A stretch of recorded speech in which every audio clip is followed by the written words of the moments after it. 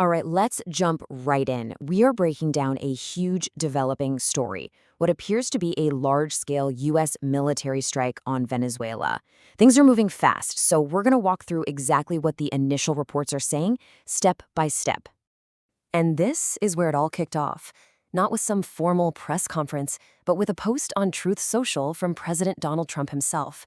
This one sentence basically set the world on fire, confirming the very thing so many had feared.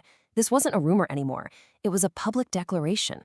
So to really get our heads around this thing, we're going to look at it from 5 different angles. We'll start with the first reports coming from the ground, then the official confirmation. After that, we'll see how the whole region is reacting. Then we'll dig into the big question of why this happened, and finally, what could come next. Okay, let's start where the action is. Those first few chaotic moments as this crisis started to unfold in Venezuela's capital city, Caracas. The very first signs that something was seriously wrong were reports of huge explosions and the sound of military helicopters just roaring across Caracas and other coastal cities. You know, this wasn't some quiet, sneaky strike. This was loud, it was widespread, and it was happening right out in the open. And pretty quickly, the details started to trickle in. Sources on the ground began to identify what was being used. U.S. Air Force jets in the sky and missiles launched from ships at sea. And the targets? They were reportedly Venezuelan military complexes. So it really looked like a clear attempt to take out the country's entire defense system. And of course, in the middle of all this military action, you have the people. The reports painted this picture of just absolute chaos, with civilians trying to get out of the capital in what sources were calling complete panic. I mean, can you imagine? This is all happening in the middle of a major city. So what about the Venezuelan government's response? Well, it was fast. They immediately condemned the whole thing as military aggression, and they accused the U.S. of hitting not just military sites, but civilian areas too. And to try and get a handle on the situation, they declared a national state of emergency. So with Caracas in chaos, the entire world just turns its eyes to Washington, looking for answers. And the confirmation, well, it came straight from the top, and it had another bombshell detail nobody saw coming.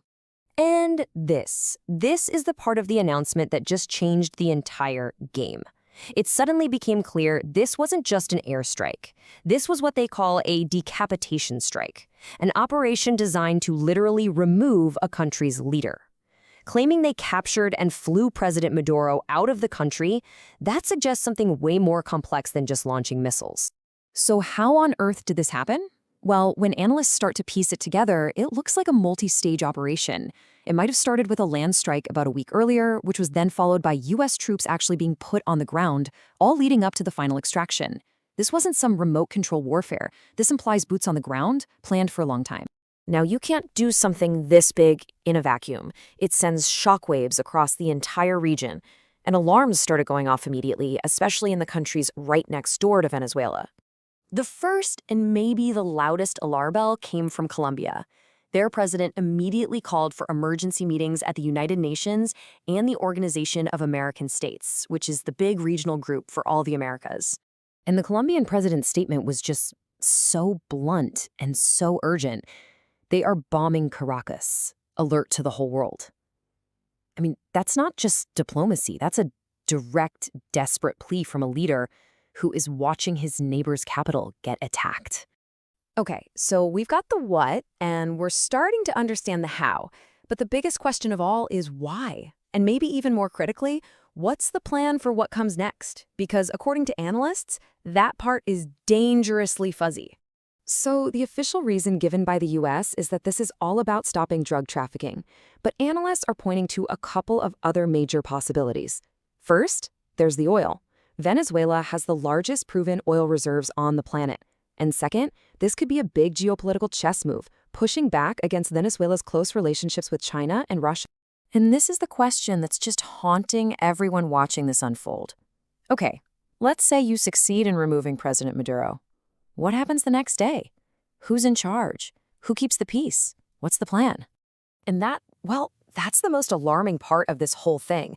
Reports are coming out suggesting that neither the president nor his top aides have actually laid out what a preferred endgame even looks like. It seems like there's no clear public strategy for what to do after you've toppled the government to keep the country from just completely falling apart. This lack of a clear endgame brings us to our final critical section, the potential consequences. Analysts are already looking into history for clues here, and honestly, the picture is pretty grim. For a lot of people watching this, it feels eerily familiar. They're drawing direct lines to past U.S. operations to remove leaders in Iraq, Afghanistan, and Libya. And in all of those cases, you could argue the initial military part was a success. But what came after was years, even decades, of instability, power vacuums, and brutal conflict. And that leads us to the one word that critics keep using over and over and over, quagmire. It's a messy, complicated, dangerous situation that's way easier to get into than it is to get out of. And the big fear is that the U.S. is about to walk into a brand new one, right here in South America. When you look at the potential fallout, it's just massive. Analysts are warning about this cascade of crises. The whole region of northern South America could be destabilized. Inside Venezuela, you could have a power vacuum that leads to civil war. Economically, you could see a huge spike in oil prices. And for the United States, it could mean being tangled up in a costly conflict for a very, very long time. So that's where things stand right now. The initial reports tell a story of a bold and apparently successful military mission, but all the analysis points to a future that is completely up in the air. So the question we're left with is this: will this be remembered as a swift, decisive action, or as the first chapter in a long, painful new conflict? Only time's gonna tell.